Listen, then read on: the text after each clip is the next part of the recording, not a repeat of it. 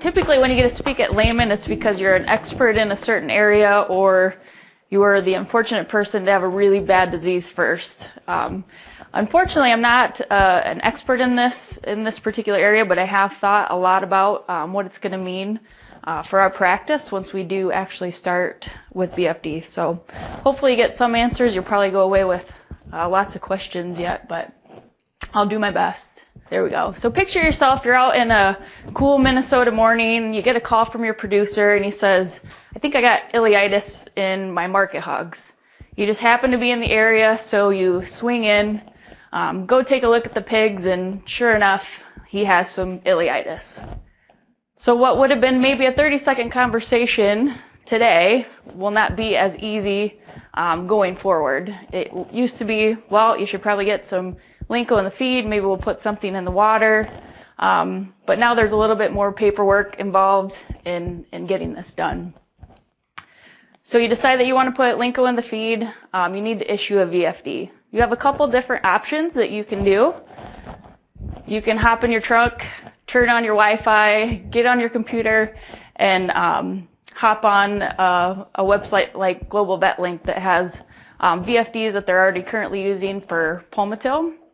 You can hop on the website, maybe pull it up on your iPad or your iPhone, and fill out that VFD and get it sent off. This will send it out to the feed mill. It'll also send it out to the client, and then it'll retain a copy for your future records. The regulations have also said that they don't care what the VFD looks like as long as it has a certain amount of information that they need to fulfill the VFD. So this is an example of one that I made on my own. All the yellow fields that are there are drop-down boxes that you can pre-fill with these tabs down here. So I would choose my name, I would choose the client, choose the site, and then choose my medication, and everything would auto-populate for me. So that's another thing that you can do. You then have to email that out to the feed mill as well as the client, and then retain that copy for your information. A lot of grow finish software will likely do something in regards to VFDs. I put up MetaFarms here as an example because I know that they're actively working on a VFD process for their clients. And so there'll likely be some sort of avenue that you can go down that way with your grow finish software. So once you get the VFD done, like I said, then it has to go to the distributor, to the client, and then also you have to retain those records for 2 years and be able to come up with them if the FDA ever came knocking on the door to say, let me take a look at your VFDs. So that's the feed. To me, that one's an easy one. You're at a client, they need some medication, you put the VFD together. What we don't talk about a lot is water medications. These will also go to prescription. And so this is a very common thing for us as swine veterinarians. You're 200 miles away from the office where you can't run in and sign the prescription for them to get some Linko in the water. And so we'll talk a little bit more about water medications in a little bit, but some things to think about is, is there some sort of mobile application that you can put together that you can get on your phone and be able to issue a prescription for a client? Especially if it's a new client, there might not be some files at the office. You'll need to have that ability.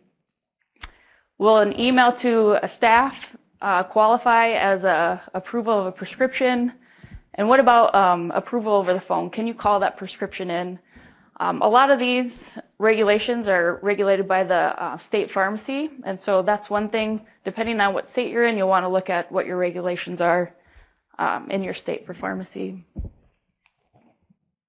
So as I sat back and thought about what it would mean to our practice, I kind of came up with 5 different things that I thought would probably be different for us going forward, and so I'm just going to run through these with you guys.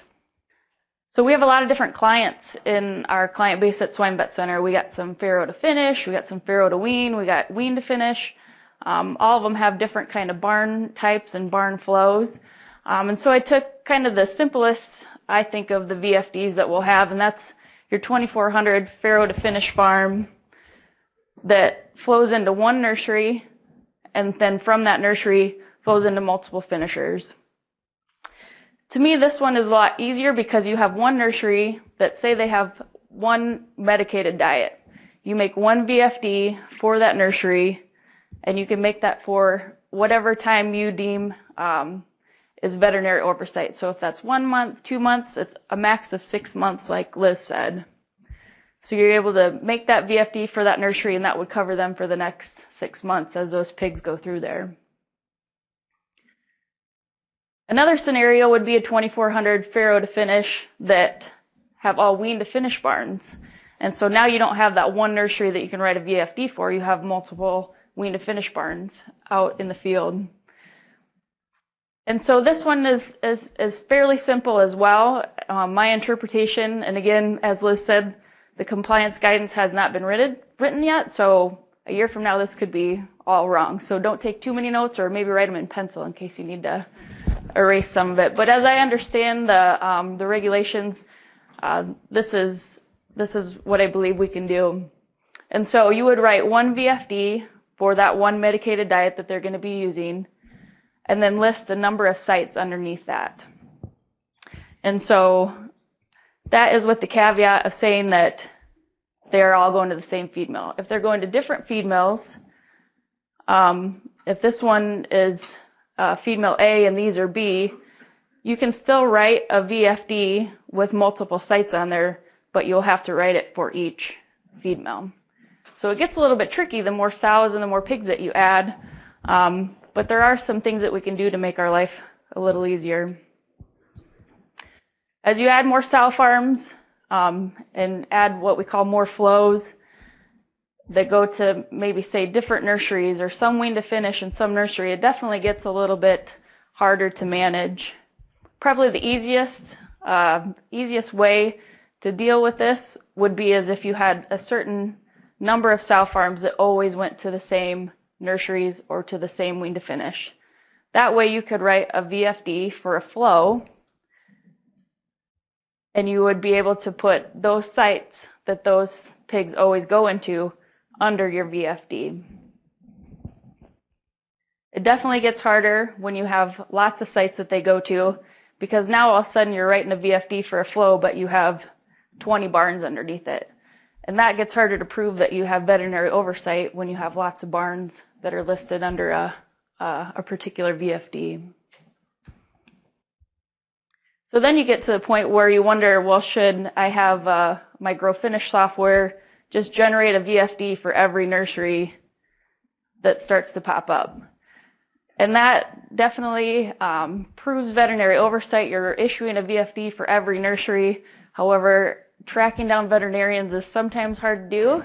And so to be able to get a veterinarian to be able to sign every VFD for that nursery as they fill might be a little difficult. We'll probably have to hire Pete at another veterinarian just so he could sign my VFDs for me.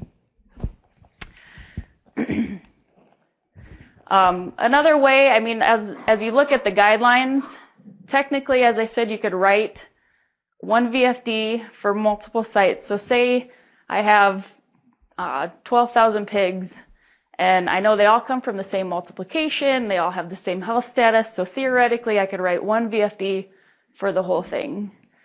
And technically you probably could, but when the FDA comes knocking on your door, you'll have to be able to prove veterinary oversight. If you have lots of barns and lots of pigs with one VFD, it gets a little bit harder to prove that.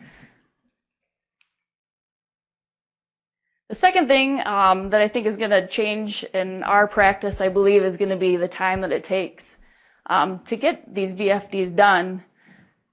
It's going to be a high volume thing in that most nursery diets have at least one medicated medication pulse, if not 2 or 3. And so I believe that there's going to be a lot of time put into keeping track of these VFDs, making sure that we get the correct information and getting them signed into the right people. It takes roughly about 10 minutes to do a VFD. It can be longer if you have to put new site information in, or if there's a feed mill that isn't in the system. So 10 minutes is probably on average. It could take more or less. And I just said, print me out a client list. If I had to do a VFD twice a year, because there's a 6-month maximum, if I had to do a VFD twice a year for every client, it would be 312 hours. So it would be someone working nonstop on VFDs for 8 weeks straight. And I think that's an underestimation. I think there's going to be certain clients that have more VFDs and certain that have less. And so I think it's going to probably be at least half a person to not a full person on staff that will have to be working on these VFDs. And then after that, also maintaining the records so that we make sure that they're accurate, making sure that we can pull those VFDs up if we ever need to show the FDA. So for our simplest example of the Farrow to finish that has one nursery, it's only going to take you about 10 minutes every 6 months. It could be 2 months, 3 months, whatever you deem as veterinary oversight. If you feel like you need to revisit that every 2 months, then you can do that. But the maximum is 6 months. And so for our easiest client, it's only going to be about 10 minutes every 6 months to make sure that everything is in place. For the multiple flows and the multiple pigs, I think it's going to take a lot longer. Say you have a client that weans 12,000 pigs in a week. So they roughly start about 5 nurseries every week. If you did 1 VFD per nursery, that's 120 VFDs just for that one diet that you're going to be doing. And it'll be about 20 hours every 6 months to do that. Now, if you could split it up into flows and say I have 3 flows, then you knock it down pretty significantly, and you might only be spending about 7 hours every 6 months kind of maintaining these VFDs. And if you decided that you wanted to do the 1 VFD for the whole kit and caboodle, then it won't take you very long, but you might have to make sure you have pretty good records of veterinary oversight. I think there's going to have to be a lot more communication with our clients. What barns do you have filling this week? What VFDs do you need? If they have any diet changes, making sure that we know those diet changes so that we can get the information correct. And I'm a little bit worried about having different VFDs systems. So I told you could make your own VFD as long as it has all the pertinent information in there. If we have 3 or 4 different types of VFDs that we will have to review and sign, I think it can be a little confusing. I think on our end, our communication with our staff, if we're in a barn all day, it's going to be really hard to track us down for an emergency VFD or a signature. If there's any changes, if a client calls and says that, instead of this medication, they want that one, and getting that approved and changed. So a lot more communication is going to be involved, which all of this takes time. The water medications, I think, are going to be a little bit harder. We travel a lot as swine veterinarians, and so the ability to make sure that if a client has a sick pig, that we can get those medications to them in a timely manner. And so I'm a little bit worried about being away from the office and being able to get clients what they need in a timely fashion. So will we have to look at, prescription by client? And these are all things that I think as a group we need more clarification on. Can we set a number of refills for a client? Can we set a time that will allow these clients to get these products for 1 month, 2 months, 3 months? So these are all things that if you haven't thought about, I would start thinking about. I think as an industry we keep pretty good records, but I think it's going to have to be even better going forward. Making sure that you can prove your VCPRs with your herd letters, making sure that you can prove veterinary oversight by pulling historical diagnostics and medication plans that you have for the clients, and really know the difference between prevention and treatment and control, because I think it's important when you're justifying use to an official. So an example of a prevention would be, I know that I get ileitis every turn. I'm going to put some pulse medication in there. to prevent ileitis. First of all, you have to make sure that you have a diagnostics to confirm and support that use of that antibiotic. Liz and I were talking before this presentation, and we're unsure if you're going to be able to use that pulse medication as a refill, or if they're going to have to, every diet or every time that they pulse that medication, have a new VFD issued. And so there's a lot of things that still need to be ironed out. Challenges. There's, I think, going to be quite a few challenges as we start to get into this. And like I said, it's hard to talk about something that you haven't put into practice yet.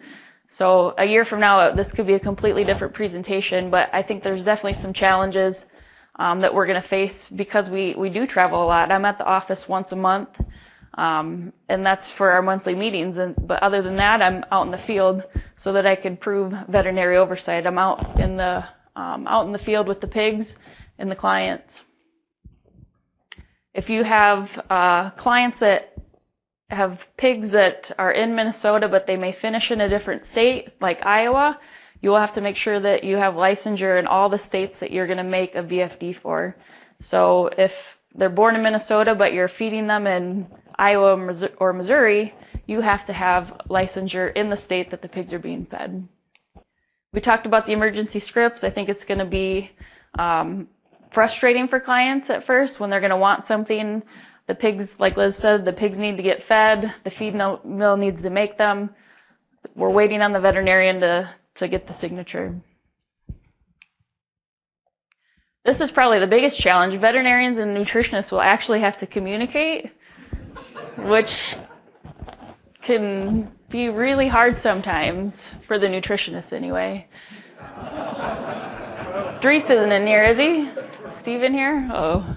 No, but when you're setting up the diets, I think makes it easier if you have a diet that matches the length of time that the medication can also be ran for, so that it's easier for the feed mill, it's easier for the people issuing the VFD, and so there's going to have to be a lot of communication between the two parties, I think.